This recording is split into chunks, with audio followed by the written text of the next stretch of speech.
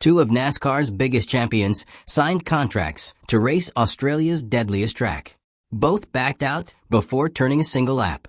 The one who actually showed up finished 21st and 23rd in a 25-car field on the gentler version of the circuit. This is the story of three deals, one brutal mountain, and what happens when the world's best oval racers face a road that was never even built for racing. Austin Cindric, a Daytona 500 champion driving for Team Penske, signed with Tickford Racing in September 2025 to pilot a Ford Mustang wildcard entry at the Adelaide Grand Final. Around the same time, Kyle Larson, the 2021 Cup Series champion, agreed to race with Premier Racing at that same event, including a companion sprint car program. A year earlier, in 2024, Kyle Busch had already committed, backed by 888 Race Engineering, to race a Camaro at the Adelaide Grand Final, supported by an Australian telecommunications sponsor. All three men were reaching toward the same target, Mount Panorama Circuit, the mountain road outside Bathurst, New South Wales, widely considered the toughest test in Australian motorsport. Two of the three quit before they ever turned a wheel in competition. The third went through with it, and the result told its own story. To understand why two NASCAR champions would sign contracts and then walk away, it helps to understand exactly what they were being asked to drive into. Mount Panorama is not, for most of the year, a racetrack at all. It is a public road inside the town of Bathurst. Residents drive home from work on it. Tourists rent cars just to say they have completed a lap. The speed limit on this same stretch of road sits at 60 kilometers per hour and is enforced strictly by local police. Then, for a handful of weeks each year, that same public road becomes one of the most demanding circuits on the planet. The lap measures 6.213 kilometers, climbing and dropping 174 meters between its highest and lowest points, with sections reaching a gradient as steep as 1 in 6. Since the circuit opened in 1938, 16 competitors have lost their lives racing there, including Denny Hume, a Formula One world champion, who suffered a fatal heart attack at the wheel during a race weekend. The track was never built to be a racetrack. During the Great Depression, Mayor Martin Griffin of Bathurst proposed a scenic tourist road up the mountain as unemployment relief, securing government funding. Engineers built each corner slightly wider than approved. The road opened on March 17, 1938, and it has hosted racing in some form ever since. Now consider the machines these champions would have had to drive. NASCAR's next-gen Cup car weighs a minimum of 3,200 pounds, produces up to 670 horsepower, and runs a 5-speed sequential gearbox. Drivers do not use the clutch to downshift. They match engine revs to road speed purely by feel, with no tachometer and no speedometer in front of them. The Supercars Gen 3 machine is lighter at 2,940 pounds. Powered by a naturally aspirated V8 producing around 600 horsepower. It runs a manual sequential gearbox with no electronic assistance.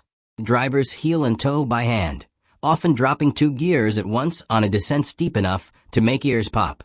The Gen 3 also runs a spool differential, essentially a locked rear axle, demanding a completely different steering technique through every corner. Get a downshift even slightly wrong in that car, and the rear tires can lock instantly. On a NASCAR oval, a spinning car usually finds gravel or grass. At Bathurst, a spinning car usually finds concrete. That difference connects directly to the mountain's death toll, and every corner carries its own history. The cutting, a pair of tight left-handers with a steep exit, is nearly impossible to recover from after a spin. In 2005, Marcos Ambrose and Greg Murphy collided there after neither would give way. McPhillamy Park, a fast downhill blind left-hander, claimed Alan Moffat in 1986 in a heat-and-wall strike during practice, while sharing a car with Peter Brock. British driver Wyn Percy crashed at almost the exact same spot in 1987. Griffin's Bend has punished drivers drifting wide for decades, including a fiery 2011 crash from insufficient brake pressure. At Quarry Corner in 1980, race leader Dick Johnson struck a large rock that had been dislodged from the spectator area, destroying his car while leading. Conrad Strait was so lethal at full speed that, following the death of Mike Bergman, officials installed a chicane called the Chase in 1987 purely to slow cars down. In 2015, Chas Mostert clipped the wall at approximately 170 kilometers per hour near Forest's Elbow, bouncing wall to wall before mounting the concrete and destroying a marshal's post, fracturing his left femur and left wrist, with 7 track marshals caught in the same incident. Mostert later called it, in his own words, the biggest hit of my entire career. He went on to win the 2025 Supercars Championship. This was the environment Austin Cindric stepped into. Tickford Racing CEO Simon Brookhouse called the arrangement an extraordinary wildcard edition. Cindric himself said, "I've been a fan of the Supercars Championship since I was a kid." His debut weekend arrived soaked in rain, with conditions shifting constantly across all 3 races. Scott McLaughlin texted him every single day in the build-up. Shane van Gisbergen offered to review data after every session. Cameron Waters shadowed Cindric during an early test. Despite that preparation, his best result across the full 25-car field of full-time professionals was 21st place. In the final race, he crossed the line 23rd. Describing his first race, Cindric said, "My first race was wet. I think that's kind of the extent of it." He added, "I would say I'm mildly satisfied, but I want to keep improving." Critically, Adelaide is not Bathurst. It has number 174-meter elevation change, no blind crests, no adverse camber. Adelaide is the gentler version of the challenge, and he still finished in the 20s. The contrast sharpens when the direction reverses. Shane van Gisbergen built his reputation attacking Forest's Elbow by rotating the car on entry and feeding throttle while still sliding sideways. That same skill carried him to NASCAR's Grand Park 220 in July 2023, where he won on the Chicago Street Course in his very first Cup Series start, the first driver to achieve that in 60 years, since Johnny Rutherford in 1963. Asked if a win was possible, van Gisbergen said, "No, of course not, but you always dream of it." In his 2025 full rookie season, he won 5 races, the most of any rookie in NASCAR history, becoming the most successful non-American-born driver in Cup Series history. His verdict on Cindric was blunt. He was last. "You don't end up in supercars because you're average." He added, "You put any one of the supercar drivers in an oval, and they'll be at the back as well. They're 2 completely different disciplines." Which brings us back to the 2 who never showed. Kyle Busch's deal with 888 and an Australian telecommunications sponsor collapsed quietly before it was ever officially announced. He cited an off-track commitment back home. Van Gisbergen said he would have loved to see how Busch fared, believing the American would do well if he took it seriously.